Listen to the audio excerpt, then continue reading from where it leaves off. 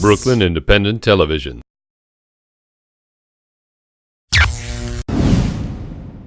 The people who staff our hospitals had to cope with what was happening to their own homes and belongings.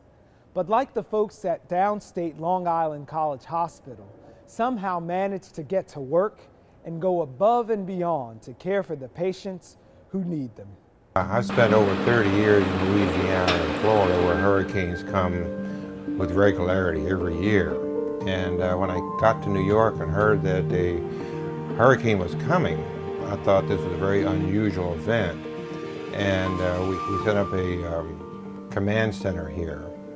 And I was terribly impressed with how organized this group was at the command center and the response of all of our staff, employees, and physicians to this very, very large and dangerous storm that was coming. Yes, I can hold. Thank you. The day the storm hit, I was actually working that Monday. Early evening, I went to check what was going on outside, and the amount of water that was coming up the street was absolutely amazing. It was like a river coming from both directions. My cell phone was down. The only way that I was able to communicate was with my cousin. I just said to her, I'm really frightened. I don't know what's going to happen here. You need to call the command center at Downstate Long Island College Hospital, because I knew it was open, to let them know that I was in the house, and should anything happen, quite honestly, that to look here. I wasn't going to evacuate, but I had strong encouragement from my sister who said, get out of there. So the morning of the storm, I packed up a few things and I left and I went to Bay Ridge, where my aunt lives. So I was watching the television about the storm as it progressed, and I called up work and I said, if you need me, I can come in. And my manager, Peggy O'Rourke, said, when? I said, anytime. She said, how about now? So I got on the Gowanus, went 30 miles an hour, and came to work, and I worked 7:15 at night to 7:30 in the morning. We had 119 people spend the night here the first night to make sure that we had staff here to take care of our patients and each other, and many of them stayed multiple nights.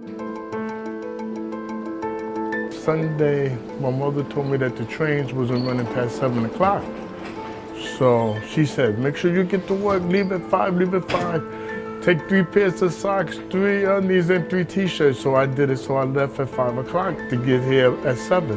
So I punched in and I started working. Everybody was stranded, so we were blowing up airbags for the people, because with the whole 3rd floor, a lot of people stayed. People that came in the day stayed till their tour was over, even though the storm was just about to hit.